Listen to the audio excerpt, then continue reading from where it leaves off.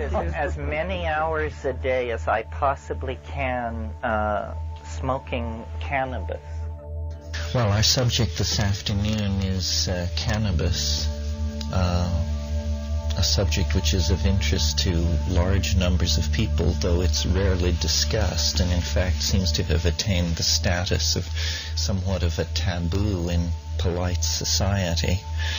My interest in it is intense and lifelong, I must say. I remember when I first encountered it, within a few minutes of my first exposure to it, I realized that I was going to be able to self-medicate myself to normalcy.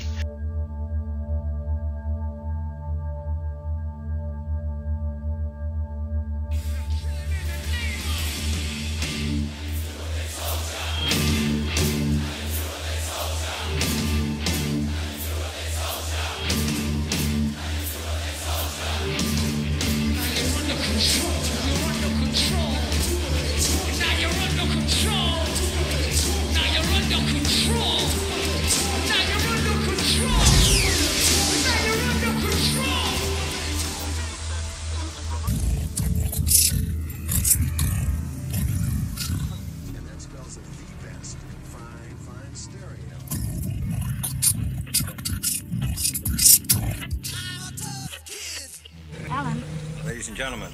You're having a nightmare. What if it's true? Ladies and gentlemen. Alan, it's a possibility, isn't it? The very word secrecy is repugnant. Secrets. In a free and open society. And we are, as a people, inherently and historically opposed to secret societies, to secret oaths, and to secret proceedings. We decided long ago that the dangers of excessive and unwarranted concealment of pertinent facts far outweighed the dangers, Constant, extreme danger, which are cited to justify it.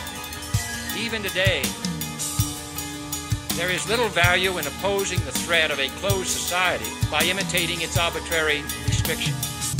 Even today, there is little value in ensuring the survival of our nation if our traditions do not survive with it. And there is very grave danger, extreme danger, that an announced need for increased security. What the hell is going on? This is Conspiracy Queries Green with Crush. Alan Park. Will be seized upon by those anxious to expand its meaning to the very limits of official censorship and concealment. That I do not intend to permit to the extent that it's in my control. You're crazy. And no officious, high or low, civilian or military, should interpret my words here tonight as an excuse to censor the news, to stifle dissent, to cover up our mistakes. Isn't the Pentagon suspicious that all the buildings blow up? Or to withhold from the press and the public I think you're just looking at things for the first time. the facts they deserve to know. You've had your whole f***ing life to think things over. What good's a few minutes more gonna do you now? The facts they deserve to know. They deserve to know.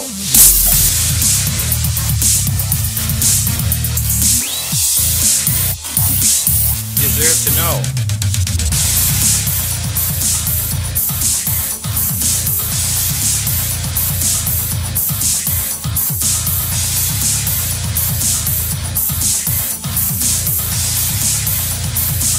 Deserve to know.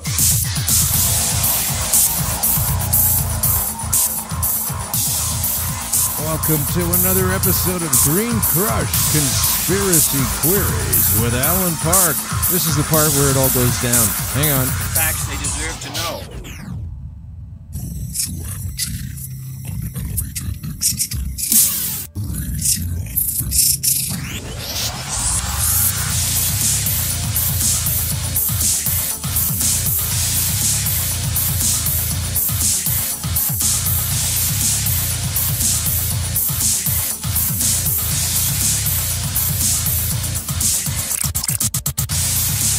Yes, it's Green Crush Conspiracy Queries with Alan Park. Thank you very much for joining us on episode 51, or as we like to say in Conspiracy Queries Land, episode 123. Yeah, so we have our 123 episode, our 51st episode is, we have a guest. Like usual, we don't always have a guest. I was waiting for that guy. Raise your fist. We don't always have a guest. However, we almost always have a guest. And this guest today is a very personally tinged version of having a guest. This is Joanna Puffmama Baker. And if it sounds like I have a little extra love and a lot of reverence for Joanna, your detection skills are working perfectly well. Joanna is a little backstory on Green Crush. If this is your first episode, you've got 122 to go back and listen to. This is going to take hours, but at the end of which you probably know how not to be horribly unwell with a terrible disease, so it's worth it. But I got stage 4 cancer a few years ago, and it completely took my life away. And when I turned to cannabis, because I was given no other option, actually that's not true. I turned to cannabis immediately and then used it for 5 weeks and then found out I had no option. Meanwhile, the cannabis option was working real well at that point, so I knew that was a fictitious report from said doctor. I'm still here. You can't get around that. But this guest, she used to provide the occasional cannabis. I would find myself in her company, and she would pull out some cannabis, and I took that into my system and enjoyed it in a recreational way, in a non-sacramental, non-health-based or targeted way. And that was good for a while for me. And then I stopped using it in a recreational, non-medicinal way for years. Did not use it. So when I got the notion to get on the cannabis train to help me, to see if it would even work, I know I needed it to be a good caliber, and I needed to trust the person from whom I obtained it. Those are 2 big points for anybody. If you're out there trying to obtain cannabis, make sure you can do your best to understand its source, its quality, if you will. And so I had one person that I used to spend time with in a cannabis sense, and I was still friends with her, and I contacted her, and I said, I got to come and talk to you, and it's really heavy. And outside of my immediate tiny circle of, at that time, life partners and confidants, whatever you want to call it, the small piece of family, the small few contacts within your bubble, well, I was quite frightened to get this news. And I was also quite frightened to tell anyone this news. It's a personal issue. And, I don't know of anybody running around saying, hey, I got cancer. Look at this. I just found out I got cancer. Isn't that great? I don't know anybody doing that. You kind of want to keep it tight and live with it for a little while and understand, what it means, how it's going to affect your day. And you're trying to sort all that out as soon as you get the diagnosis. I'm laughing because I know it's impossible, but it's a natural place for the mind to want to explore. So back to Joanna. I needed someone I could trust. I needed someone who knew what they were talking about, and I didn't have a lot of time to go searching and checking and cross-referencing. I just knew that Joanna Baker was going to be the gal to point me in the right direction. And so I always think fondly of her, and I'm glad she commemorates this, not this particular event in my life, but it was in sync with her event called Puff Jam. What a great time we have. I've been doing it since 14, it was just a couple of weeks ago. Puff Jam is a really great time. It's at an undisclosed location, which moves around for the reasons that you can imagine. The illegality also keeps it fresh and fun. And Puff Jam is great. Top acts come in and play music there. It's really a great time. And she, of course, has an establishment here in Toronto where cannabis is consumed, has been consumed. We're going to find out all about what's going on with Joanna later on. But for now, back to the driving issue here in Canada. Why you still might get busted no matter how long you wait to drive after using cannabis is an article in last week's Now magazine in Toronto, August 15. Says here there's some easy to follow rules regarding how long to wait after consuming cannabis before driving. You get them when you get your prescription, if you get one. Recently, this person was given the same instructions by Mothers Against Drunk Driving to wait 4 hours after smoking and 8 hours after eating cannabis. Just do that, and you'll avoid actually breaking the drug driving laws, she was told. But the legalization was looming, and the federal lawmakers continued to adhere to outdated and faulty science as it relates to roadside drug testing. Now, this just came out in an article last week here in Toronto, where I live. And I came out with this awareness, I don't know, last year, around this time as we were getting close to Christmas for sure. And our old friend, the Draeger Drug Test 5000s. I really want to take an exploration into understanding this company and this machine. It's got a lot of weak points. And not the least of which, they're going to use it to try to undermine our constitutional rights here in this country. The Draeger Drug Test 5000. Faulty science as it relates to drug testing. Although there have been numerous recent studies that state THC does not break down in the body in a similar fashion to alcohol, that's because they are two completely different things, you idiots. Completely different things. It's not even like apples and oranges, which are at least both fruit. Okay? They're completely different. The longer it takes for these clowns to stop shoving this bogus thread of information through an impossibly tiny eye hole in the needle, the better off we're all going to be.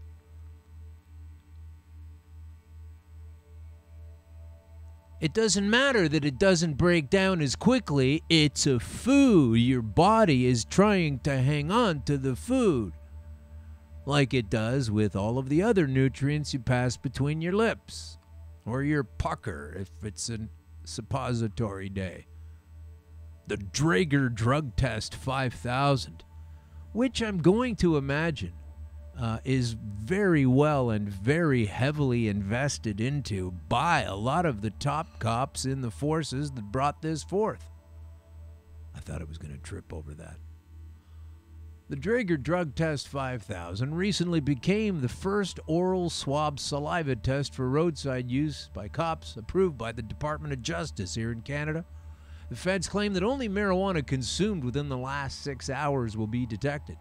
But several more recent and variable control studies of oral swab tests can show impairment levels in regular or medicinal users, even if they have abstained for long periods of time before driving. Now, this is greatly concerning when you see cops lying and, telling people laws, making them do things that aren't even really laws. Just bullshit, right? So it's not just me. It's a constitutional lawyer named Jack Lloyd saying oral swab tests can show impairment levels in regular or medicinal users, anybody, even if they have abstained for long periods of time before driving. Now, this is going to be huge. If you're just tuning in and you're thinking, oh, that's nice, the little stoner boy's going to be enjoying legal pot soon. No, that's not what they're doing here. They've created an entrapment system, an architectural morass of really poorly put together cross beams and I-beams and everything else. Just a pile of construction matter dumped in a heap, being sold to us as a well-built condominium. It's not that at all. It's going to cause an unbelievable... I mean, I can almost... There's part of me that would just... I wish I could just go into a capsule and wake up around spring break 2019, because between Halloween this year, a couple of weeks after Canada goes legal, and say March break or just that, there's going to be such a huge amount of people who've been arrested, and there will be people in that pile of arrestees who are innocent, who have been unfairly engaged by some steroid monkey looking for a reason to continue his pension. The law is supposed to protect us from impaired drivers, Lloyd continues, but it's not protecting us from impaired drivers. It's just giving police a blanket authority to charge random Canadians.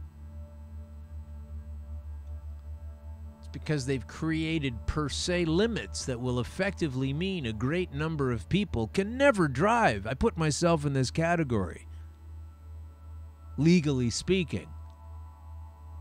Because I know that there will have been less than 6 hours gone by, and I know that even if there's more gone by, I know that if they find anything in you at all, they will go on the premise that you're wasted, you're high.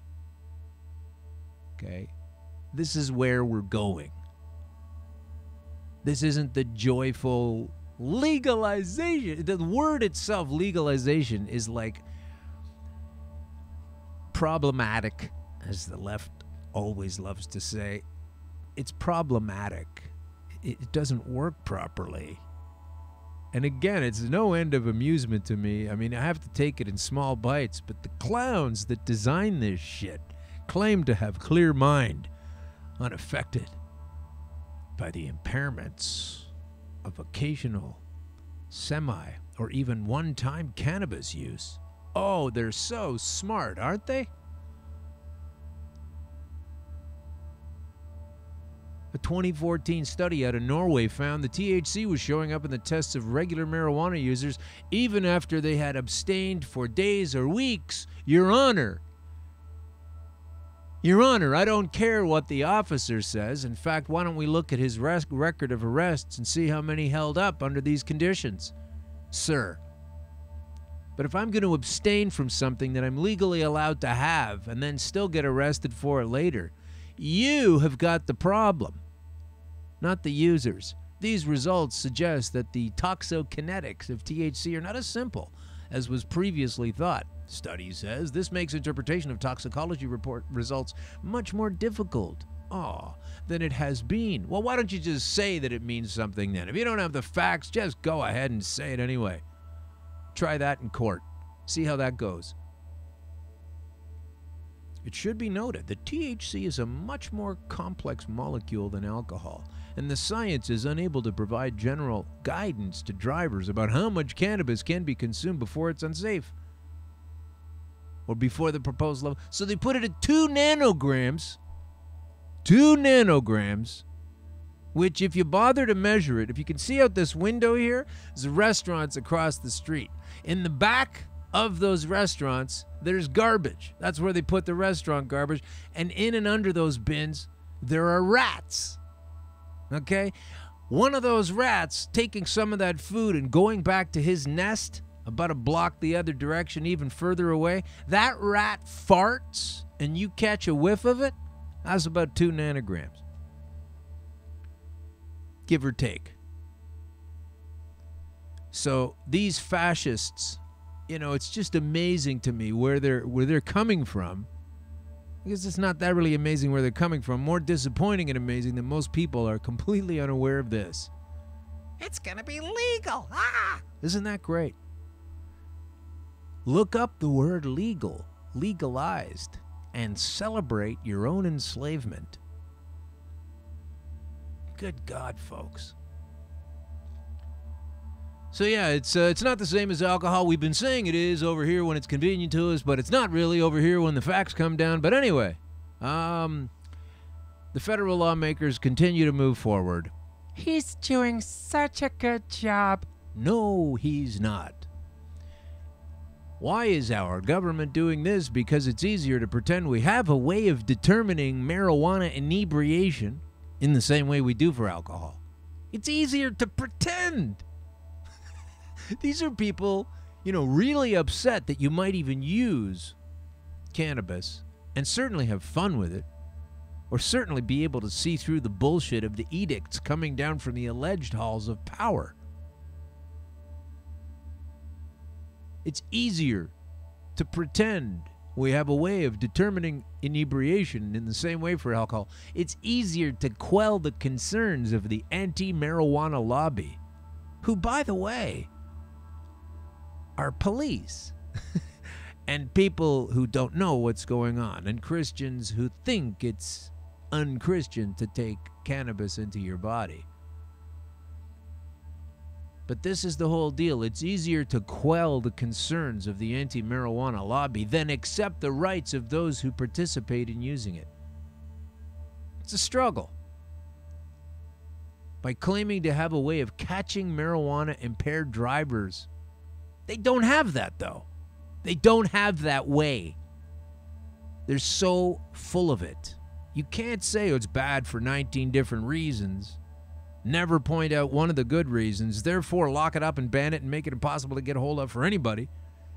You can't really do that and then turn around and say there's not enough research on this, so we'll have to sit on it for a while. You can't do both. Not sure why people don't understand that. Same reason they're not burning down the Vatican, I guess. I mean, why the fuck aren't people out at the Vatican with torches right now? I don't know. I'm not Catholic, and I saw it coming a long time ago, and I complained about this 15, 18, 20 years ago in stand-up, so I don't need to go out there. World Youth Day. The Pope actually has a thing, or the other one did, the previous one. World Youth Day. They go to a town somewhere in the world, invite all the kids. I mean, can you imagine anybody else with so many pedophilia charges being able to get away with that? Kind of slipping out of my topic here. Marijuana legalization meant many voters could turn against the federal government. Taking a strong stance against marijuana-impaired driving helps to quell those concerns and prevent marijuana-grumpy voters from supporting another party. So you're playing politics with the thing I use to stick a lance into the throat of stage 4 cancer. Huh? Is that right? Wow. That not a single U.S. state or county that has that has legalized marijuana has seen a rise in traffic accidents suggests our law and order response is to a perceived problem, not an actual one. Here's the actual problem. A cop who is a rights-abusing asshole designed the new Canadian cannabis system. And as typical in a lot of politics, he's not even in charge of that anymore. They moved him over to some other cabinet. I might be mistaken. He still has this cabinet, but they moved him elsewhere. Really not okay having this guy in our country. I know we should deport him, but he's Canadian. What are you going to do? Yeah. And then again, the article doesn't advise you to drive under the influence of marijuana, but you don't need to wait 3 weeks to get it out of your system. So here's what happens. If you fail the test, which is basically the officer's discretion, your car will be impounded and you're off to the police station for further testing and scrutiny. The good news is that the oral swab saliva test is not the smoking gun the police need to convict you. The bad news is that the other tests conducted by a drug recognition evaluator are just as problematic. A blood test will also be administered. Can you believe these pricks using pricks? Hello. Here, too, recent tests have shown THC in blood is just as irrelevant to impairment as in saliva. So you're going to stick me with a thing because you're in a gang that wears blue clothes, and that it doesn't even matter if it comes up positive.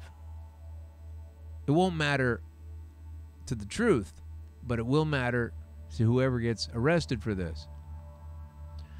Because the combo of blood and saliva tests, along with the recognition expert's testimony, that's going to be enough to land you with a DUI conviction, despite you never having driven a car while impaired. Thank you very much. Been saying this forever. Very well written. Thank you for putting that out there. My goodness gracious. I can't even believe people don't already know this. This is the thing, like before they actually designed the laws, before they even came up with what the friggin' laws are, myself, several other people, activists in this country, trying to get to Ottawa to tell these people what's up. They barely listened to the folks of us that made it there. But this is all fiction. That's the problem with it. It's fiction. Okay, just before I bring on our guest, I want to do a little something. You all right? We have some. We have a winner. We've got to do some things, and so I'd like to get that done now. Just before we bring in our guest, Joanna Baker. So, let's see here. Oh, here we go. Here's the announcement. All right, we have the Prohibition winner of the Prohibition Cannabis Prize Pack, which includes their exclusive BC Maplewood tray. Get your hands on that now, because a lot of BC Maplewood looks like it's burning down. So here's a tray made out of it you can get your hands onto. A lovely grinder, okay? Some nice rolling papers, good quality stuff. Glass containers, you know, that's going to be for, and a t-shirt and a hat. And we had this contest, so thanks for everybody who entered at prohibitioncannabis.ca. We had this contest on at Green Crush Pod, and we do have a winner. So we're going to be shipping that out shortly to the winner, whose name is Stephen Treneman. All right? Stephen Treneman, Treneman, is coming to us as a winner. How many winners we got so far? 8? 7 or 8? Anyway. Okay, so that's him. That's an announcement made, right? Did I make that okay? Can we get Joanna's coming in here trying to sneak around. Don't sneak around. It's okay.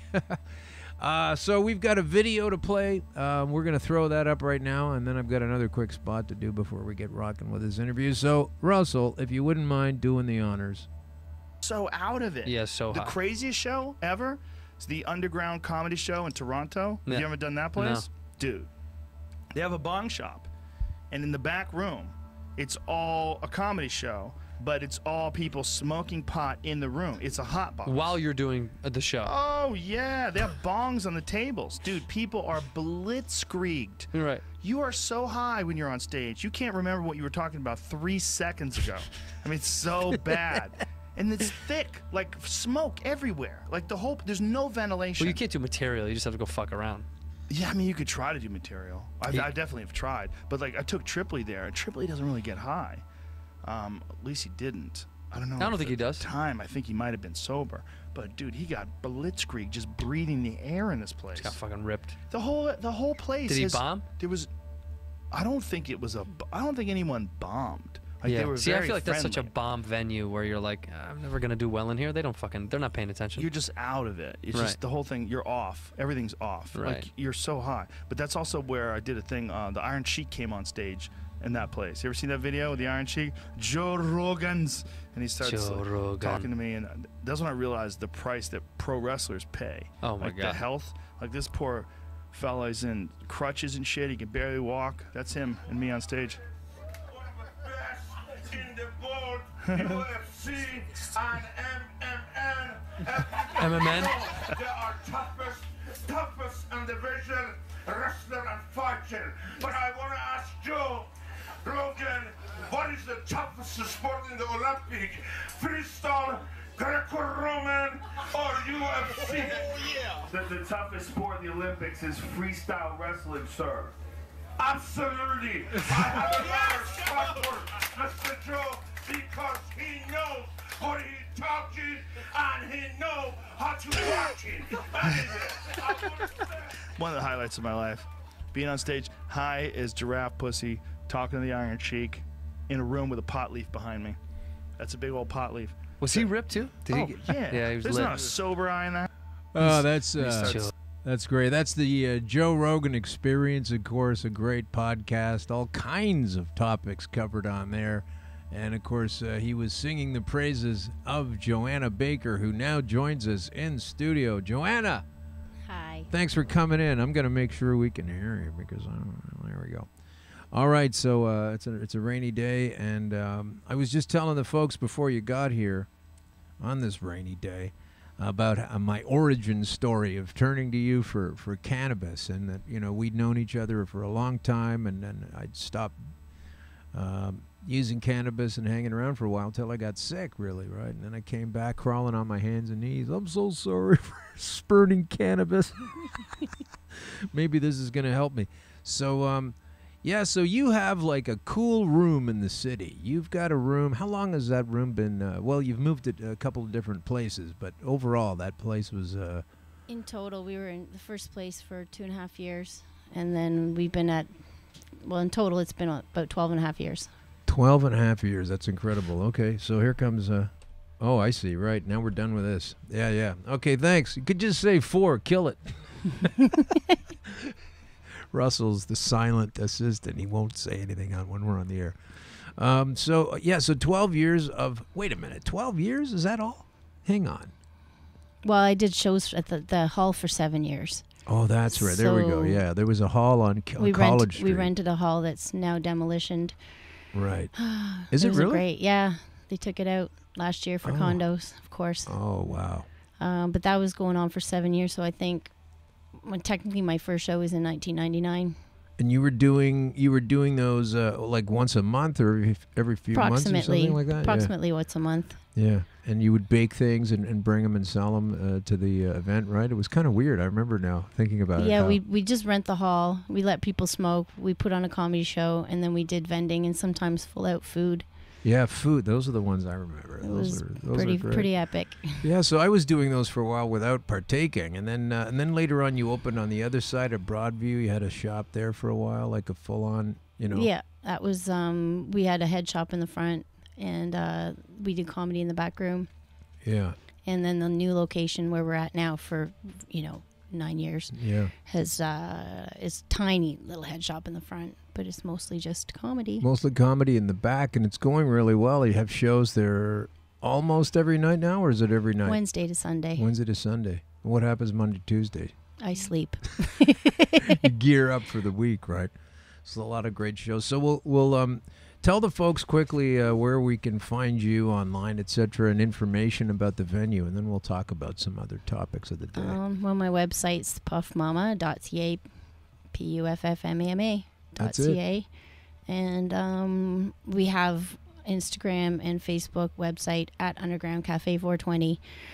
I'm not the best at social media, so I just stick it all on my site. That's okay. So it's all there. So that's where we can find you.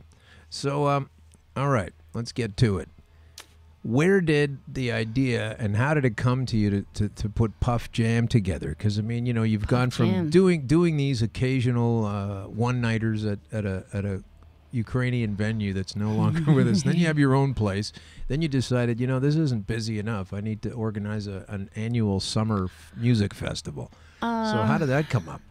Well, that evolved from me going up to a festival and going to other festivals too, and seeing music and vending on the side. And then when this one festival in the Sioux Hemp Fest stopped being, there's a band, Killing Time, which I am wearing their shirt today just by chance. Killing Time band, Killing Time great band. And so fun. The lead singer from that, Brad Hales, and I decided to put Puff Jam together. So we're getting older, and we got lots of kids and old people, so we don't really want to travel way up north. So we decided to put on a Southern Ontario small music festival. Yeah. And that's what that is. It's always great. It was so good this year. The band is awesome, and Brad also had his little 16-year-old niece singing. Get up on incredible? Stage.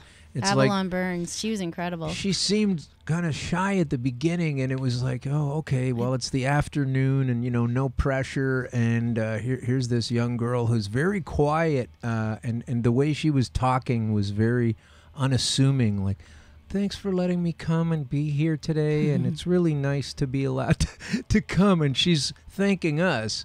And then she treated us to some of the most incredible singing I have heard in a long time, and I'm not being hyperbolic. No, we were all very impressed. That was an astounding performance that afternoon. She did about 9 or 10 songs maybe or something. Like just that. Amazing. With one guitar player, a female guitar player doing a great job on nice looking guitar. It was just a great outfit. I see nothing but superstardom for her. Yeah, Brad picks out good music. He's the one that picks all the music, and it's all mostly Burlington people. So the bands know each other from that. That's why the festival grounds is close to Burlington as well. So well, he cannot be accused of nepotism by picking his own. What is it? His cousin? His niece? It was his niece. Yeah. His sister. She we call her Green Pea because she makes these awesome patties, and she had that great green van next to the big bouncy castle. Yeah, that's right. So she's been coming for a long time too. She's been a part of it, and I don't know. It's kind of that's what we call it, family gathering. Yeah, that's what it is. It's my family. It's the family of people who Canna family. Yeah, it's the Canna family. It's the people family. who understand this thing is not really an agent of destruction. No, it's actually the opposite. No, when you look at it, you turn it around the other way, and they. So yeah, so okay, so what are we going to do? I've been wanting to ask you this for such a long time, and then I thought I'll wait until I have you in the studio with your entrepreneurial position, you know, as what it is. You're a vendor. You have a shop. We do comedy shows there. When you see the new laws coming out, or what the ideas for new laws are, for example, we just had an entire system of laws introduced for Ontario by the previous government. Apparently, they're to the letter all going by the wayside. We're going to sell things differently here. So what do you do when you wake up and you go read the news on the computer or something and go, maybe I can't keep doing this place? Or like what goes through your head? Like, is it that never occurs a call to arms, like screw these guys? Or, you know, you always have to be on top of what they're saying. Either. What doesn't occur to you? Sometimes I feel like I can't keep up, and it changes so frequently. Because the information changes. When Kathleen Wynne decided that they were going to do the Cannabis Board of Ontario, we were all like, no, don't do that. We don't want to buy weed and liquor in the same place. There's some people who shouldn't be walking by liquor bottles to go buy their weed. They're trying to not do that.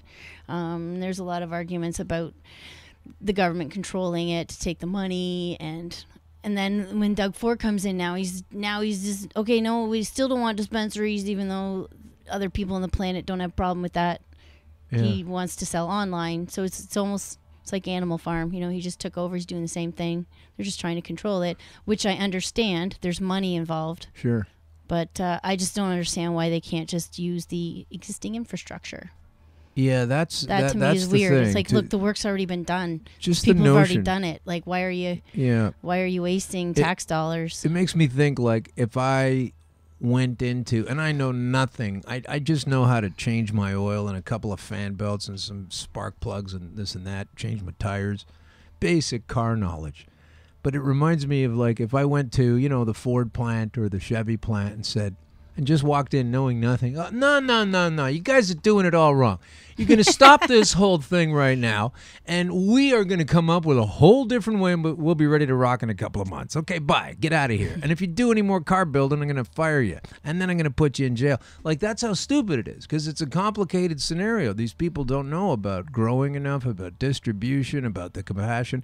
How did these rooms even come into existence? It's a well-worn method. Yeah, you know, of one Dallas Buyers Club, the whole thing, you know, from AIDS, one drugs. Foot in front of the other. But these guys come in and say they can do it all. Yeah. So you just try to keep on top of it, right? Like, you're aware of I think the only thing I'm concerned about is because the Ontario Smoke Free Act had put pot on the bill to say, okay, no one can smoke in these, you know, anywhere but home, which is stupid. But now that's all changing. But now I don't know. So I just really worry about creating the same space once legalization happens. I don't want to have to change anything when everyone that's coming there is fine with what's going on. Yeah. So have you ever had, you know, interlopers coming by to check things out and maybe give you a hard time, or never. They never? No, That's so I have great. never had a 911 call from my establishment in all the years I've been doing anything. Ever. But Not what about once. all the people who take cannabis at your place and then go insane and crazy and kill themselves and do horrible things and cause all that violence? Well, it didn't happen on my watch. You didn't hear about it, huh? Yeah. It's usually just cops ending up in trees, and we just end up going, "Oh, Muffin, that's so true. cute." It is. That was a fun story.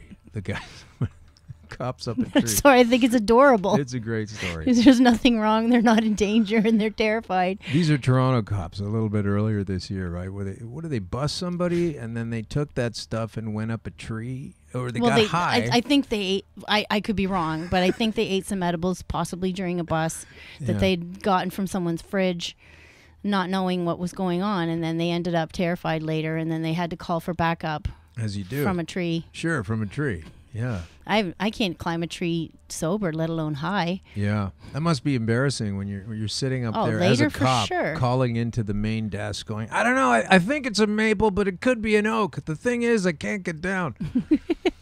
Yeah, that's an odd situation to be in. But okay, so here we go with. So you're just going to keep plowing through. That's your mindset, because that's been my mindset. I'm just going to keep doing what I need to do, and just tell me when to stop. Call shit when there's shit.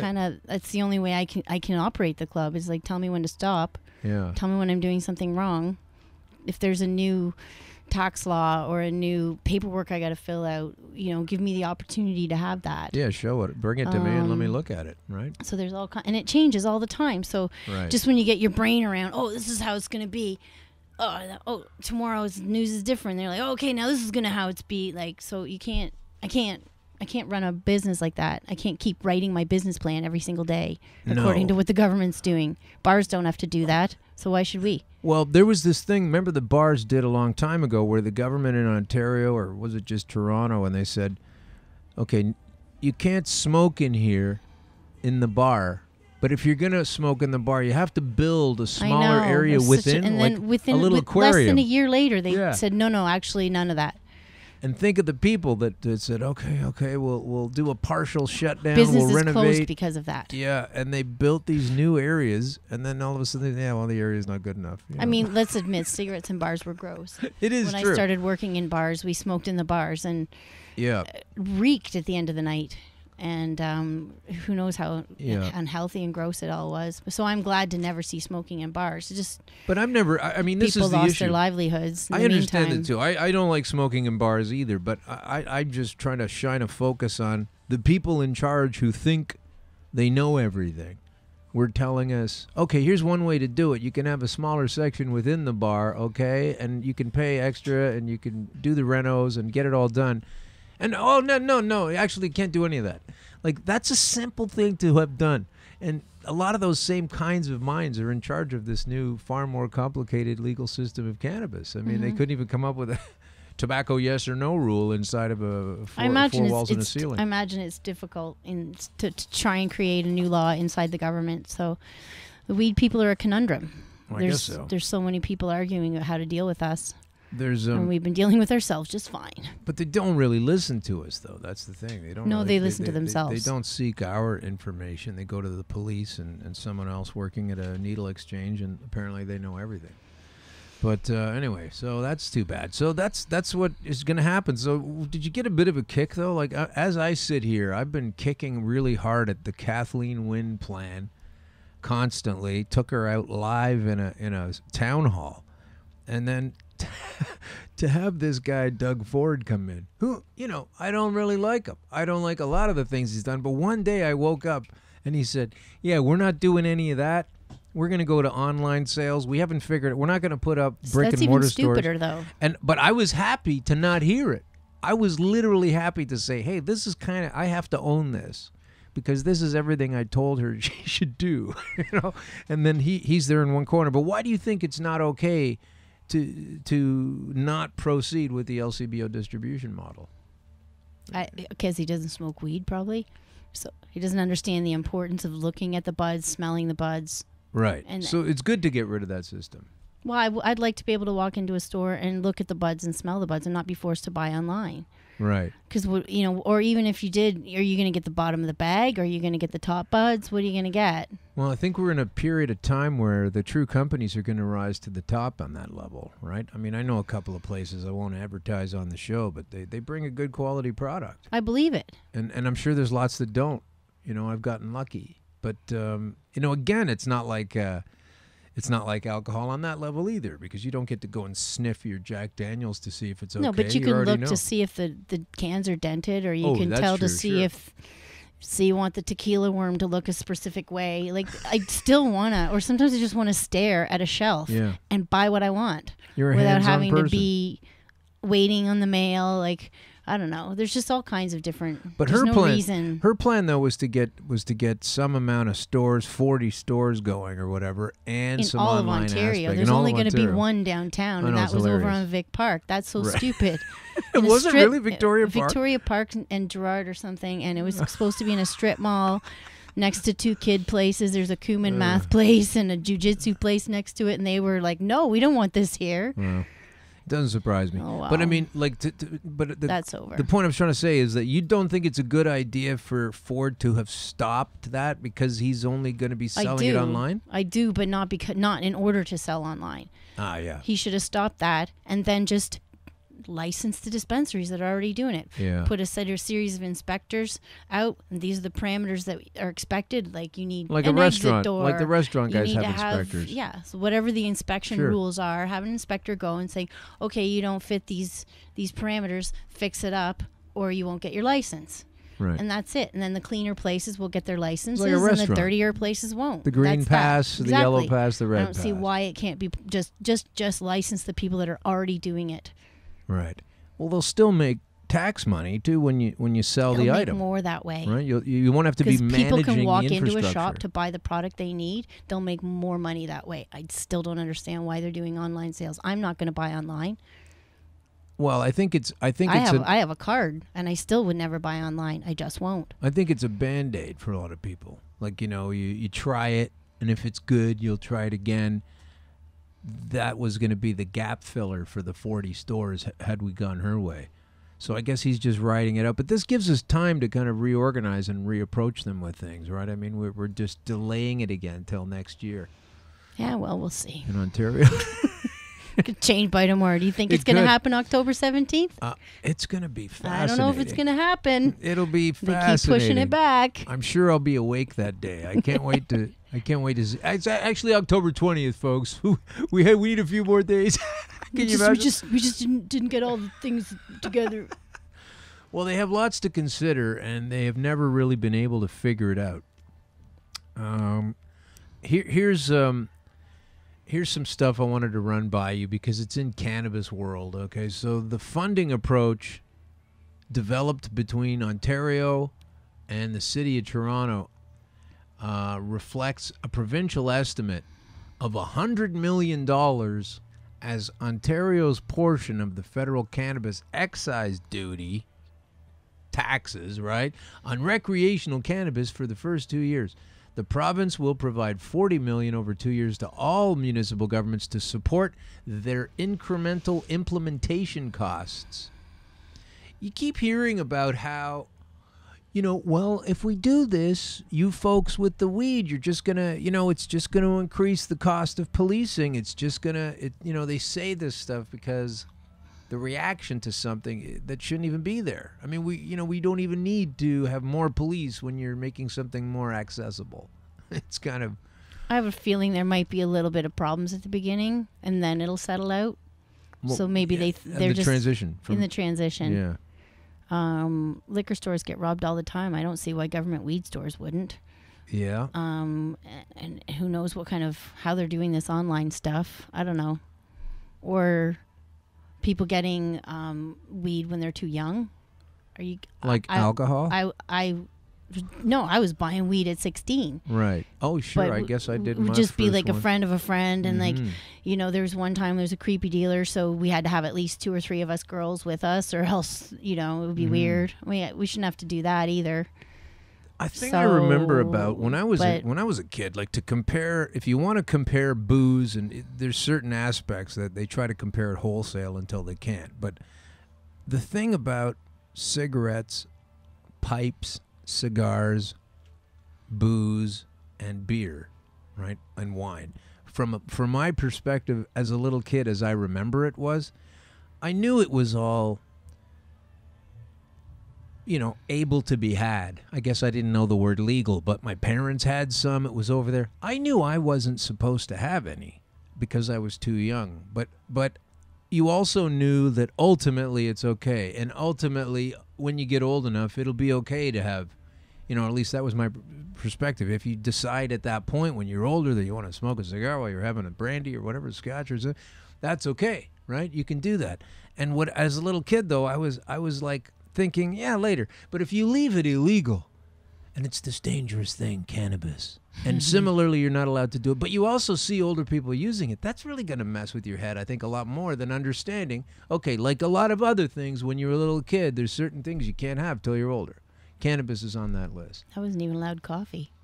Yeah, no, you can't. That's another one. That's you a see choice. Kids drinking coffee all the time now. You'd see it. Yeah, well, it's everywhere now. But that's what I mean. They use this. When I say the folks that set the policies, they're not really aware of the fact that by leaving it as an illegal or a highly controlled substance, this also causes an allure for some people that they don't want to have it to want to have it.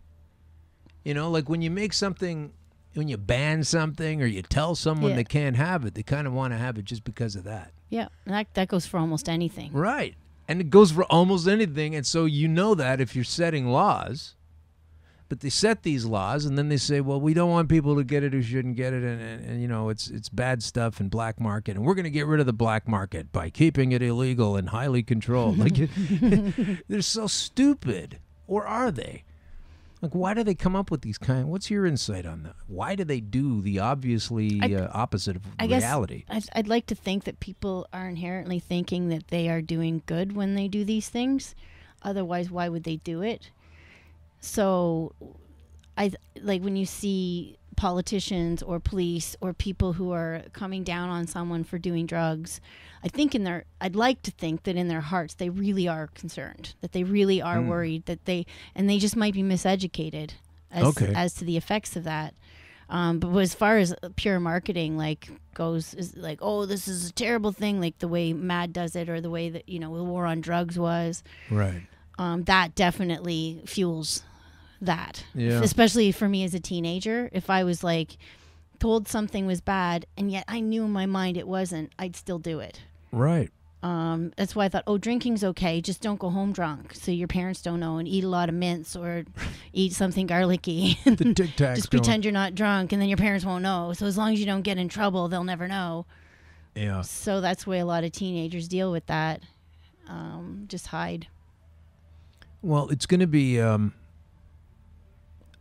as they're proceeding with this particular series of plans, which will leave the black market operational, which will leave cannabis as the taboo that people tack towards because it's a taboo. You know, the police services are going to be getting lots of more money. They're implementing these drug driving laws. There's going to be training for those cops to become drug recognition experts. Equipment is all over the place. Roadside testing kits, not yet available. Gotta see one of those, though, the Draeger 5000. They're going to continue to shut down and prosecute illegal cannabis storefronts. That's kind of where I thought your place might fall under. It's not really, but it's a storefront. Well, as long as we never sell weed in the club, right. They can't really touch me. Well, that's good. And then if ever there was an issue, I'd just be, until smoking is actually illegal, right. I'm not doing that wrong. Just because we're smoking it doesn't mean I sold it to them. True. And then here with the bylaw officers may respond to an increase in nuisance complaints as residents adjust to legalization. Again, this is That your too. song about your place never having Never had a complaint in all of in that my neighborhood. time. Not once. I go out of my way to make sure I'm friendly with my neighbors and be like, hey, you're cool with me. Hey, I'm so innocent and Lots sweet. of people do that. That's okay. It's just a neighborly thing to do. I'm from a small town. You get to know your neighbors. That's it. Yeah. But there's a lot of places, especially a lot of the dispensaries that get complained about all the time. They don't put into the neighborhood. They don't show up at BIA meetings. They don't go into the local festivals. They don't support the neighborhood. Right. So that's when the neighborhood complains if you don't support it. But everyone on my strip knows us, especially the food restaurants. They know us really well. Yeah, and never had a problem. Like, these are the kinds of facts. This is just like, to me, it's almost like it's important, but it's almost like a boring factor of your life. Like, you have a shop, and oh, big deal. No one there has ever caused a problem, despite the nature of what you're purveying. There's never been a problem. I'm sure lots of people would like to say, oh God, we have to shut her place down. It's just a hangout for people doing illegal things and you know, reprobates. I mean, you know, there's people that are super hyper. I'll be honest. I think I'm if anyone has ever complained in my neighborhood, they've never done it publicly or online. Yeah. We advertise all the time in our Leslieville page. The cops drive by without looking at me. They came in last week, actually. I'm so sorry to bother you, and really apologetic. And but there's been an incident. Do you have any cameras of facing the street? And we're like, no. We're like, okay, thanks. Have a good night. And then they ran off. But they walked in. I'm so sorry to bother you. We need your help. And we're like, I'd love to help you. But no, I'm having known most of my neighborhood. It's really tight. Leslieville, Riverside, BIA is very tight, and good neighborhood. I'd know, but we're in a neck of the woods. There's not really too much residential, and it's all adult stuff. There's a ping pong lounge next to me. Yeah, I think they end up with more trouble sometimes than I do. They're good guys. So this is the thing though with kids. And I'm going to say kids. It's an interesting time, I guess, because you know where we came from, we had, you know, it's always illegal against the law. But now that it's opening up and younger people are going to be, it's okay now, it's legal. I see a lot of them getting pulled over and charged with things. They don't even realize what's going on with the legalization. Yeah, I see that happening. There's going to be a ton of cases. Mind you, I was a teenager once, and they do stupider things. Like don't smoke in your car. Just don't do it. Yeah. Just don't. That's where I have a bit of a problem with the smoking and driving laws they're trying to create. Is some people should be high when they're driving, but some people should not. So it's not like alcohol where you unanimously agree no one should be drunk and drive. No, absolutely. But I know some people who have rage disorder, and you take away their weed, and there's going to be a lot more road rage. Yeah. But then there's some people, like as a teenager, there's no way I would have been distracted by pretty things, and then oh shit. Yeah. Well, I have been known in the past, a long time ago, in the early days of my driving around to different gigs across this country. If I'm honest, I will say that reefers were lit up in the car at the time by either the driver or the passenger or passengers. And they went around, and the drivers partook, and that includes me when I was doing it. This was a long time ago, right? But it's still like I was well into my life. I could have easily been arrested and had a really hard time for that. You know, I mean, I was in my 30s. So I don't understand why the younger people don't seem to care, and not everybody, but some of the ones I've spoken with, they don't care that the laws are changing. They don't really care what it means or anything. It just makes sense that it's available. And I see a lot of people getting caught in the teeth of this machine. I think that sense of empathy gets created by experiences as you get older. When you're younger, you don't have that much empathy for the butterfly effect of it all. You're I'll be fine, I'm fine. And that's just teenage mentality. It goes right into your 20s. Yeah. And then you learn to let go of something like, oh, I shouldn't do this because of this, because of this, because of this. Yeah. And then I don't know. I'm that douchebag that makes people pull over and smoke. I'm like, I don't mind if you're high driving. Let's not get distracted by the joint. And oh shit, the heater. I don't know. So that to me is the issue. It's not even being high driving. Right. Even freshly high, just pull over. And then once you've done that distraction, now we can just drive. But if you're passing a joint and then suddenly it's too much. That's distracted driving to me. No, not high driving. Right. Oh yeah. Do you know what I mean? Yeah, totally. Because you're not paying attention. I see that falling in that category of distracted driving. Yeah. That is distracted. I wouldn't do it now. This is what I meant to say. Like a long time ago. But you're older. You've had experiences. You've seen things. I would do it though within a smaller window than 6 hours waiting. I would do. They say wait 6 hours between. You've got to be kidding. You get too impatient with the drivers, and I'm patient when I'm high driving. Yeah, I mean, if I have a 10 a.m. kind of breakfast wake and bake, and you think that I'm still going to be messed up at 4 o'clock or 3:30?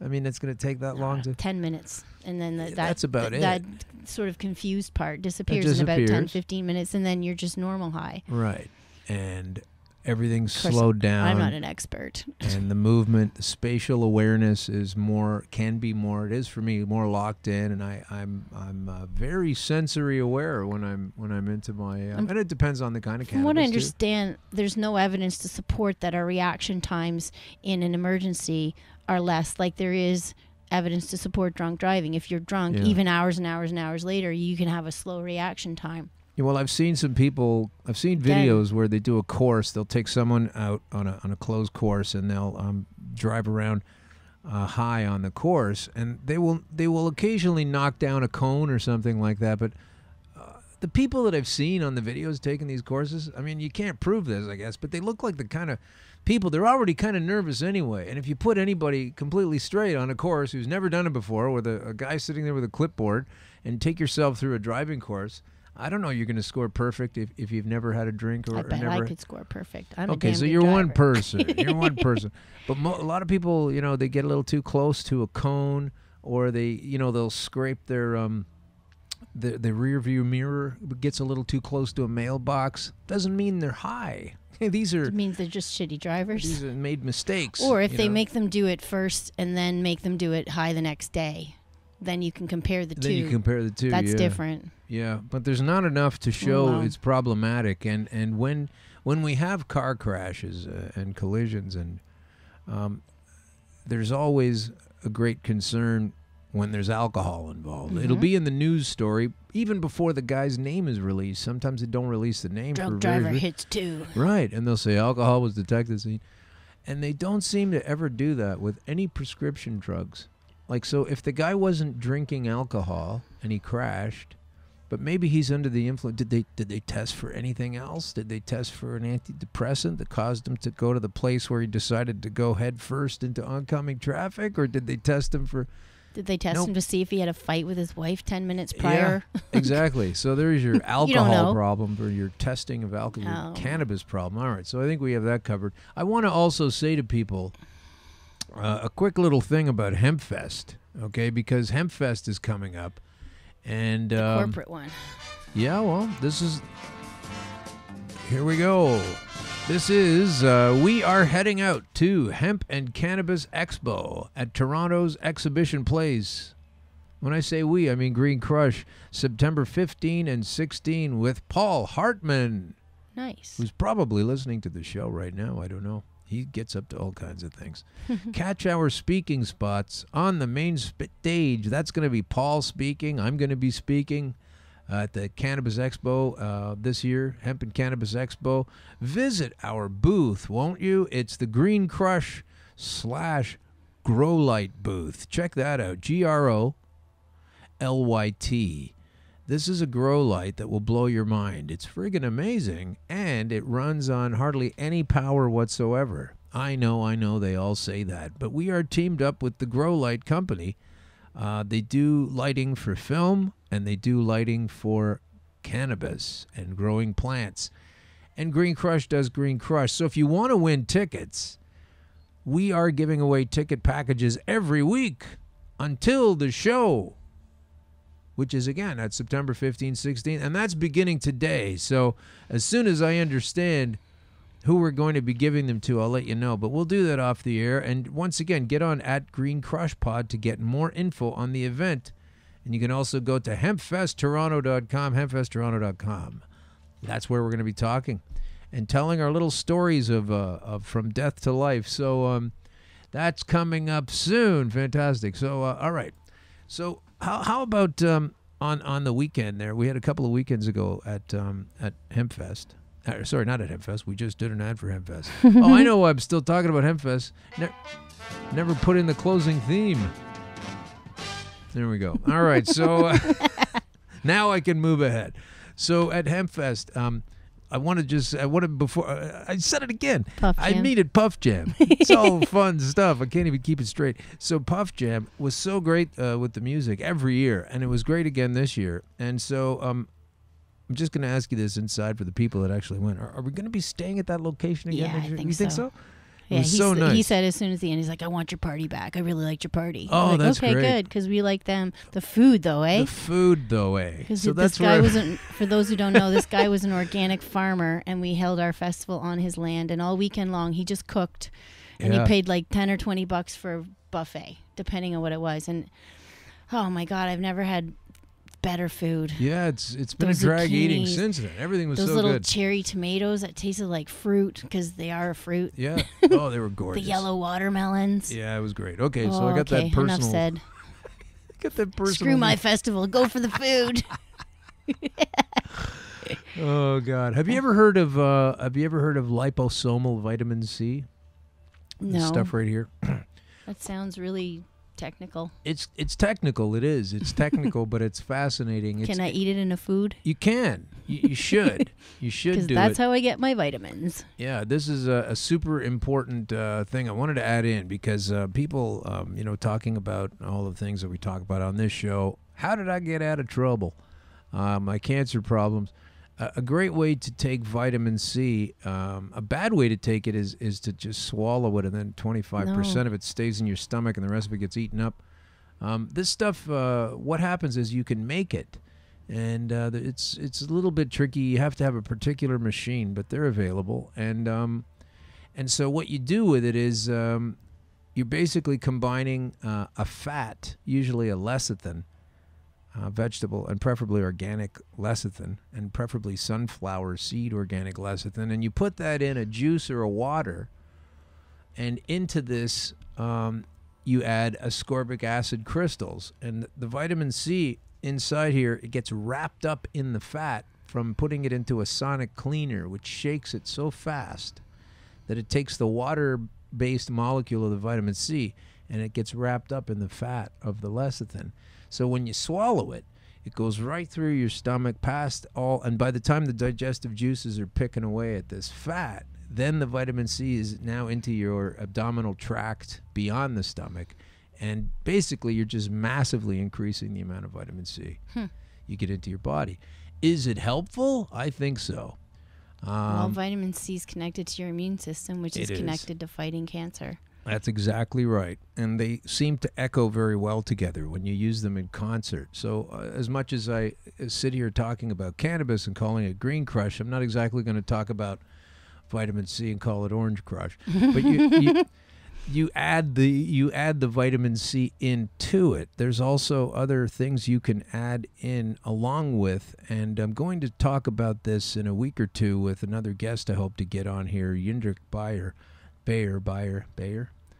And he knows a lot about this kind of interactivity, like the terpenes, say, from a mango that reflect and heighten the terpenes in cannabis. You must know about that. Well, I like eating mangoes when I'm high. So, yeah, I guess I do. Eat a mango and then get high an hour later. Apparently, you're supposed to be able to get even more high because you had the mango. There are certain foods, though, definitely my body immediately goes, that. Bing. Name one.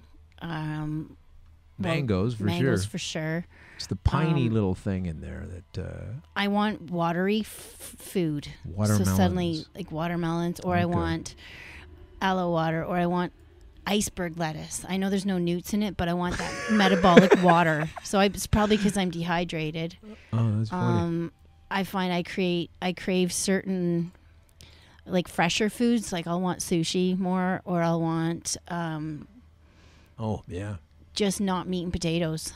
I want vegetables. So it's like almost what my body is deficient in at the time. If I really think about it when I'm high, what do I really want? Then I'll immediately go to a food, and then I'll think, oh yeah, well, why did I want curry? Oh, you got a migraine. You probably want the turmeric. So I have this certain thing that I've tuned into. I love eating, but I like to time my food with what I need in my body. That's incredible. And you know what? This is definitely why... Indian food when I have a headache. I want Indian food, but I've made a connection with the turmeric. And you say can feel it. You think, and that's more highly attuned when you're under the influence of cannabis? I think I might have tuned into it. Yeah. Because what I found out when I was getting better initially was that, when I was going through the awarenesses, Like how everybody says cannabis it makes you lazy. You don't do anything. It makes you go to sleep. You're a lazy person to begin with if it made you Perhaps, lazy, because I'm not like that. No, I know, but the thing with what I learned when I was really ill using it is the laziness isn't laziness. It's the cannabis being smart enough to go, you need to rest right now. Yeah. You need to shut down and rest so that your body can repair. The cannabis tells you this. And this is why it's made fun of when you're younger by the naysayers. They go, well, it makes you lazy. And so, like, if that's what it's telling me to do and I'm open enough and listening to it and you're not clouded up with, 15 other drugs and booze, you'll hear it. And the same thing with food is, you get the munchies. And these reprehensible kids are just sitting around all lazy. Now they're just eating munchies. And that's because they don't know. They're just listening to the signal at that young age and being high. They're going, let's eat and pig out, let's get a pizza, let's whatever. But really, it's a result, it's a manifestation, and you figure it out later. It's your body going, I need nutrition right now. I need to go to sleep and rest, and I need nutrients. That's what being lazy is from pot. That's what the munchies are from pot. It's because it's a cannabis telling you need these things, right? So it's funny to me that, you've already tweaked on the No, even mangoes. now, if I'm craving sugar, I'll try and eat fruit, and it goes away. Oh, yeah. Because I think that that's where you get your nutrients is from a sweet thing. Right. So you're like, oh, I need vitamin C. I suddenly just really want to eat an orange. Right. Or whatever, whatever. And I'll just, this is so good. But then it goes away. But then sometimes I want sushi. I want that raw fish. I'm like, I must need omegas. Or I don't know. I'll crave really weird foods too. So I think that there's something in the munchie factor. Because there's people like who have cancer or people with any kind of stomach where they're like, no, I'm rejected by food. They smoke weed and they immediately start thinking about all the things they want to eat. They might not be able to eat a lot of it, but it's amazing how in tune it is, though, because when you take, so if that's what's happening to you when you take cannabis and you're able to just listen for a minute, I'm using that as a metaphor, but you can just sort of feel what you need. Like you say, you get an attraction to turmeric, or you need something else of a nutritional element. It again speaks to the fact that that's another great reason not to be on several different kinds of drug, on several different kinds of booze, and then get so high with cannabis that you're so screwed up. You are screwed up. It's still a tool. You're using it like a tool. I like to think that cannabis has a lot of inertia.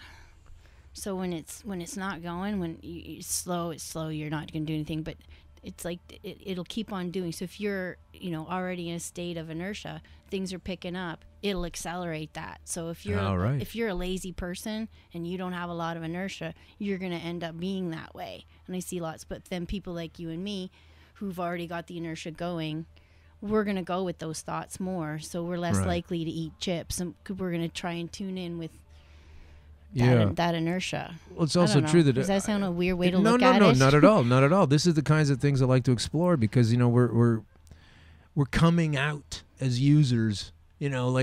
So many people are waiting for the calendar to flip and then they'll try it.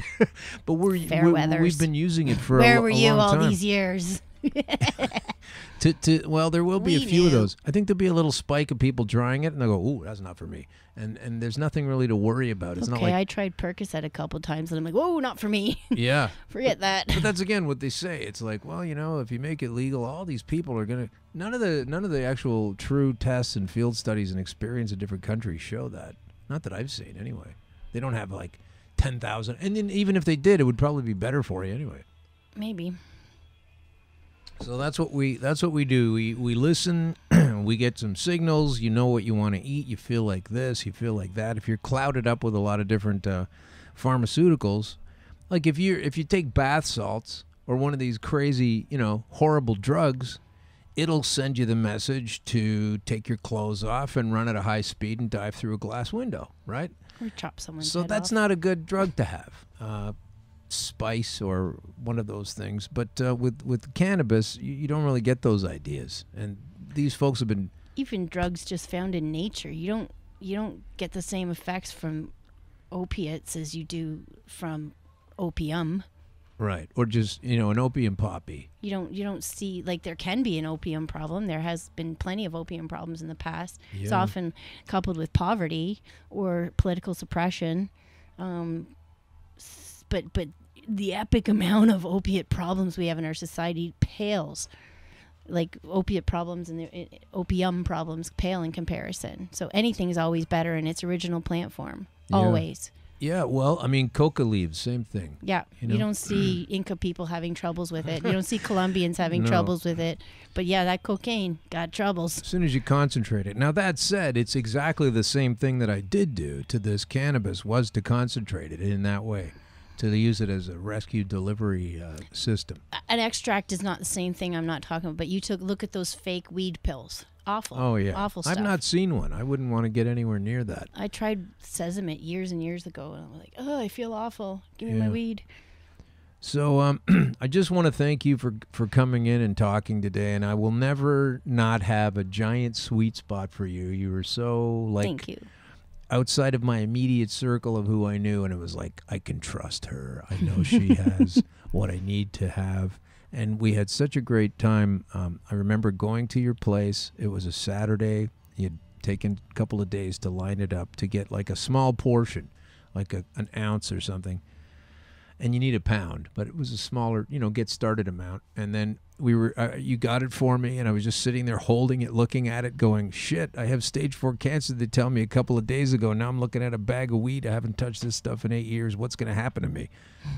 This is terrible. Well, this is what happened to you. I'm And- so pleased to and have I'm this sitting here. conversation today. Oh, you too. And every puff jam I go to is just like, it just reminds me of how great it was to be able to walk in there and feel like, just to be able to unload a problem like that and have the trust of a person and not just be lost going, well, where am I going to get weed from? And who do I know that I can trust? And I haven't bought it in a long time. I don't have relationships, with people that sell it. So that was a big deal for me. Tell us what you're doing, if anything, for Karma Cup. Are you involved in that at all? I'm not involved this year, but I support them on the side, and Yeah. I do things for them when they need it done. Karma I've Cup is volunteered fun. in the past. I won a cup years ago Did for you? an edible. Oh, yeah? Year 2. What did you make? I made these little cookie burgers. So it was like a Oh, it looked like a hamburger? Three different flavors of cookie with icing that looked like Oh, nice. It looked like a Big Mac. And you brought some of those today, did you? No. Oh, shoot. I was just for that one year. Okay. But Fair yeah, I enough. totally support that cup. That's really in there. The sample package, I got to peek at it. I didn't get one, but so god fun. damn, Yeah. incredible this year. I went last year. It was the first time I had gone last year, and it's so fun. I mean, the people are so into what they're doing, and you find the craft angle, like the stuff that they're making and how they're doing it is so interesting. This is Karma Cup is a big deal if you haven't been there. Just a lot of people bring, and what's the ultimate thing? The cup itself is you're trying to have the best, like you had with the best treats or the best bud or the best compression method or the best whatever. People buy a judge's package for Right. X amount of dollars, and then they receive the judge's package like a month prior. So Right. they got a whole 3 weeks or a month to try out all the different things and then mark down Wow. what their favorites are, and then there's a big winners. But then there's all kinds of side things going on there too. So What do you mean, side things? like just little parties. Oh, sure. And Yeah, yeah, hangouts. yeah. So I've helped them with that sort of stuff in the past. Yeah. Well, I guess, what do people do to become a judge? You just buy a package. You buy a package. Yeah, it's not cheap, but in the end, gram for gram, you get your money's worth. You get So your money's worth, and you get a great education on what's out there you got an and experience. who's got what. You meet people that you haven't seen since the year before at the Yeah. last event. Last time, yeah, I can't believe it's around again. I hope to get to it as well. When is that? Do you know? 8th and 9th. 8th and 9th. Wow. That's coming up. So Yep. much fun stuff going on. All right, so here's one story that I wanted to run by you. We're going to get wrapping things up pretty soon. But this, where is it? I got it here in, oh, yeah. Oh, sure, here it is. The secret of cannabinoids, right, and their medical benefits. This is on greencamp.com. Go to greencamp.com/cannabinoids or cannabinoids and check this out. This is just came out. This is 18 studies. Now, don't get too excited. There are hundreds of studies. I would even say thousands at this point. But here's 18 new ones. producing exceptional compounds that can't be found anywhere else in the world, et cetera, et cetera. You want to get on there. They have the 3 kinds of cannabinoids explained. Endocannabinoids, these are produced by the body.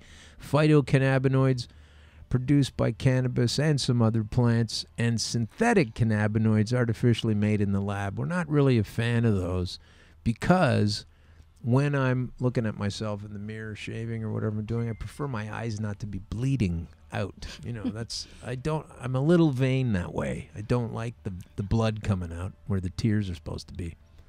So that's a fantastic story. More medical health benefits. They keep rolling in. And I'm going to be moving into another suppository experiment shortly with this chocolate.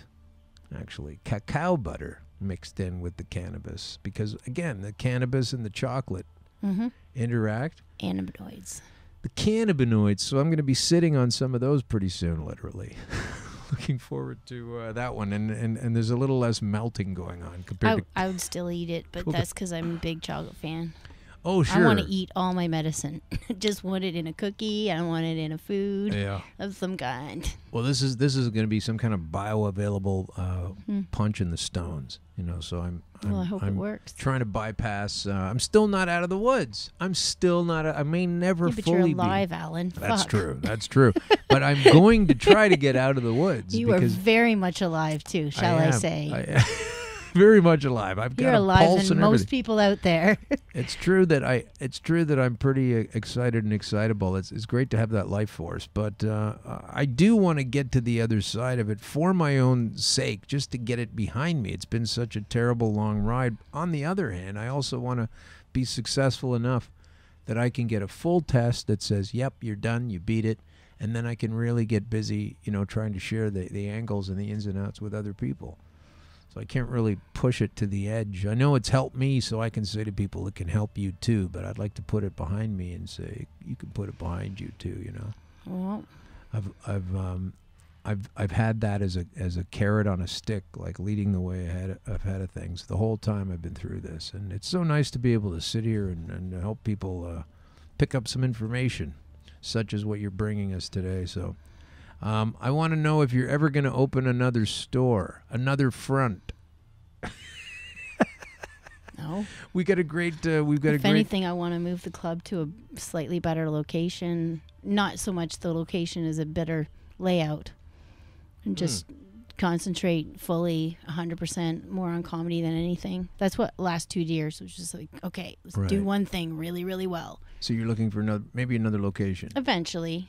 Yeah. I mean, we seat 80 or so. That's tight. But I don't really want more seating so much as more things around it. Like a kitchen would be great to be able to serve food. Oh, yeah. Having an area for comedians so I don't have to constantly tell them to shut up during my show. Right. Just stuff like that. But no, I think that if I started opening up franchises, You go nuts. I get anxiety. I don't want to die with anxiety. I don't want to be chewing my nails off because I'm worried about something over there. You're going to spend most of your time traveling between the venues, wherever they are. No, I'm just happy where I am. Just keep my feet up on the bar where I like to sit in the back where the sound booth is. And I don't know. I get a free show every night. So. You get a free show. That's hardly fair, really. Yeah, I'm pretty No, it's completely there. fair, actually. You got to end your day laughing. That's the end of the story. Yeah. If you end your day crying, you'll have bad dreams. If you end your day laughing, you'll have good dreams. Yeah. It is important to laugh. Mm-hmm. There is there is science behind that. There's science behind it. I mean, they said a long time ago, laughter is the best medicine. It turns out, those endorphins being created by you are just as manufactured by you and helpful as can be the opposite of that. If you spend a lot of time thinking terrible things. You physically cannot laugh and cry at the same time. You can't. You can float back and forth quickly. Well, you can laugh so as hard long the as you're tears come out. laughing, your brain synapses are being rerouted every single time, and those old brain cells will die. Yeah. Those ones for crying and misery and depression and victimization, and you create new brain synapses. The more you laugh, the more it reroutes. So you can change your brain just by laughing. Yep, and that's true. You can change your brain by doing a lot of things, and we keep hearing how cannabis will ruin yours while we have so much access to so many other things that absolutely do. I mean, you can get cocaine almost anywhere sugar. Oh, yeah, it's almost the same thing. You can get it at every single place that has coffee or what have you. I mean, the hypocrisy amongst the leader set is outrageous. But in any case, I'm going to thank you for coming in today. And before we sign off, folks, I do want to mention that CannabisDaily.co are the folks who put our website together. And I'm so grateful for them to have done this. And let's see what we can say about Cannabis Daily today. They have a couple of really good stories. They always have good stories, but I really wanted to highlight and say goodbye to Amelia. She's a 12-year-old girl who inspired a medical cannabis campaign in Minnesota. So because of what happened to her, a lot of other Minnesotans, is that right? Minnesotites? Folks from Minnesota, and hopefully more Americans, will be able to benefit from the highlight that was focused by little Amelia. So I'll tell you a little bit about her.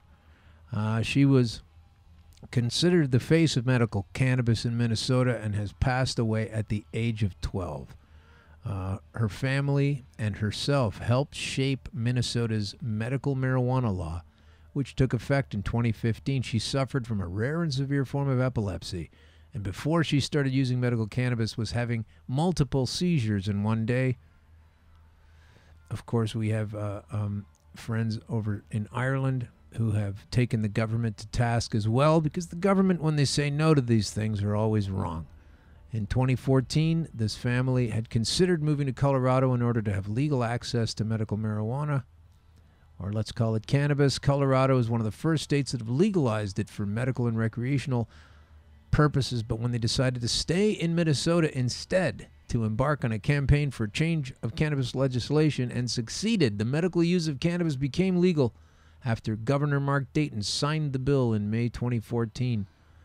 So thank you, Amelia, for doing what you did, and it's unfortunate she has left us. She did experience condition improvement and had a customized care program that was based on formulated medicines with higher levels of the non-psychoactive CBD than the psychoactive THC. It's called cobalt oil. I guess that's similar to Charlotte's Web. And after starting with her therapy, she started to improve. And in the first 3 days of treatment, always a key point, the first 3 days, she only had one short seizure. Later in 2 weeks, started to walk on her own. I'm so sorry she was riddled enough not to be able to pull out of that. But other people in Minnesota, and therefore their neighbors, hopefully, eventually it's just going to bleed out, right? We're just all getting that we're allowed to have this medicine once we are aware of it. So thanks for running that story. CannabisDaily.co, provider of our website, Green Crush with Alan Park. Thank you very much. .com, right?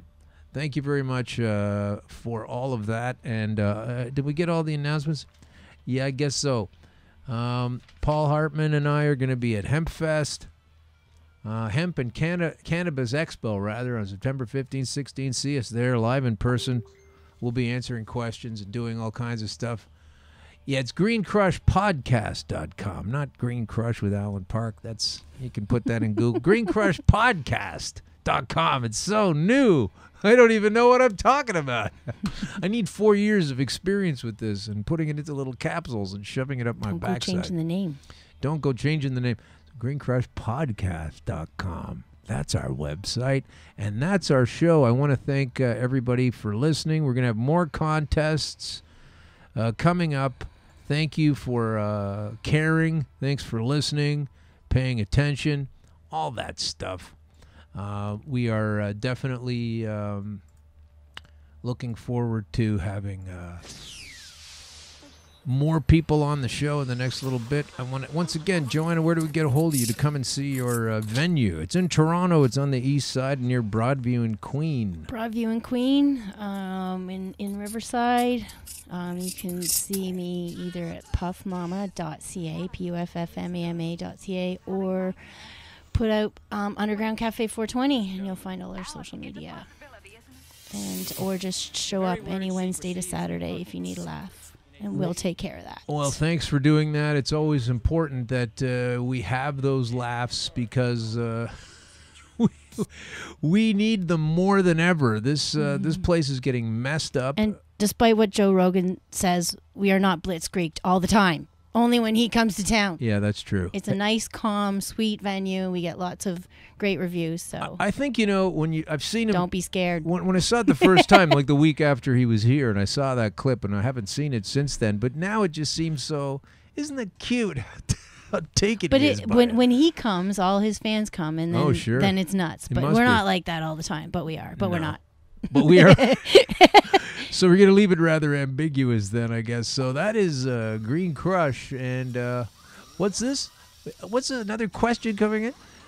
Oh, you want to tell a story from the club. Have you got a story from the club? We're getting this question now. You're going to tell a story from the club.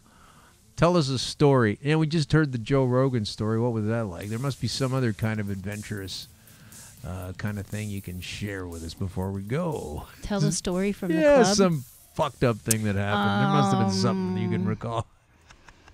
Well, I like to tell this story all the time. Because like I bragged earlier, we haven't had any 911 calls or any experiences with cops except this one scare that we had, and it was on my birthday a couple years ago. And my friend Tracy Curley and Boyd Banks had organized a little party for me. A bunch of other people were there. And the door was locked, and we were having a good old time. And all of a sudden, Tracy comes from the hallway, and she's like, "Joey, you better come out front here. There's a cop." I'm like, "Are you kidding me? We were closed. How did that cop get in here? How'd you get in here, sir? Where's your warrant? You shouldn't be in here. This is after hours. How'd you get in here?" And I pushed him all the way to the front, and he spun me around in the bar, and he slammed me against the bar. He's like, "You're under arrest." I'm like, "You haven't shown me a warrant." And then Tracy pulls out a wad of cash, and it turns out he was a stripper. I got a cop stripper on my birthday. That's my one cop experience. That's it. You would think there'd have been so much more trouble. Just before we go, a good story. In that we have a comedy connection, and that you have run this place so well for so long. Tell us about your friend Joe. He used to work at the club, right? And now he has his own chain of stores. Kind of why I was asking you if you're going to open up anymore. Yeah, Joe used to run a production company called High on Trees, and he brought me a lot of big names. And then he opened his own The Corner Comedy Club, and he does similar comedy, although I'm like, "When are you going to smoke weed in your club? And then we'll all come here." And he's like, "Oh, I don't know. That's not going to happen. Can't do that, no. Can't do that." But he has a place downtown Toronto. Been there a couple of years now, I guess, right? Yeah, 2-3 Queen years? and Queen and John. He's got one in Leslieville, and now he's got one in Niagara Falls on Clifton Hill. And that's right, the new one. So he's got the 3 locations. So Joe is cannabis friendly, but you can't smoke he inside smokes, the place. Maybe I shouldn't out him. Sure, but you can out him. He it's doesn't. okay. He doesn't smoke any weed at all. I'm kidding. But we just go in the alley behind this club. No, you don't. I'm just kidding. Yeah. So it can't happen inside. You've got that. You've got that. You never know. Legalization's happening. Maybe I'll get to him eventually. You got the nasty laugh. Okay, tell me one thing I need to know about decarboxylation and baking. Okay. You must know something about that. You bake all the time. Yeah, decarboxylation is just a technical term of making ready the weed for human consumption. If you ever see a THC molecule, there's a little stick that sticks off of it. And when you heat it up, that little stick breaks off and you can now absorb it. Okay. So making can of butter would automatically do that. Making coconut oil would automatically do it. You make can of butter and then... I don't, because it stinks and I don't like cheeseclothing it. Right. But the recipe's on my site for that. But I do a toasting method where I'll take buds, grind them up, not to a pulp, but just to little buds, and I put it in a little toaster oven or a big oven if I'm cooking lots, and then I toast on a cookie sheet or something. I toast it at about 180, and there's this exact moment when you got to pull it because it's done. Whereas can of butter's safer, you don't have to be at this exact second. Okay. And I pull the buds, then I put them in my freezer, and then I grind that as a flour. So if you do it too long, sieve. if you leave it in too long or too hot, it just toasts up and it's useless? Is that what happens? Yeah, it kind of starts killing off the THC. It activates the CBDs a bit more, which take a little longer. So there is like probably if you want to have a higher CBD, you just toast it a little bit longer. But again, you can kill it within a minute. It'll just suddenly be done. Right. So, but that's technically decarbing. You have to do that. But I say for amateurs, just start off with can of butter until you get used to. So do you use can of butter and then the flour and make the cookies like that? So you've I don't make can of butter at all anymore. Oh, okay. I just do, but then I can dose exactly. Okay, you want 10 grams in your batch. Then I'll just measure out 10 grams, decarb it in my toaster oven, and then I pull it, grind it up as a dry sieve, sieve it in. It goes into the batter. It goes in with the flour. So you're baking it again, right? You're baking kind it twice? Of, yeah. You have to decarb it first because baking a cookie won't just do that. Because you got all the... You need a little longer, a little bit specific heat. The batter is covering the plant matter, I guess. I guess. Really, yeah. I imagine a little bit more happens during the cookie baking, but... Anyway, there are recipes and things we can find on your website? In my blog section on my site, there's how to make a can of butter and also how to decarb and make the flour. Amazing. Well, this is great. I'm glad that you're sharing that information. I've got to learn how to make my own, tasty treats.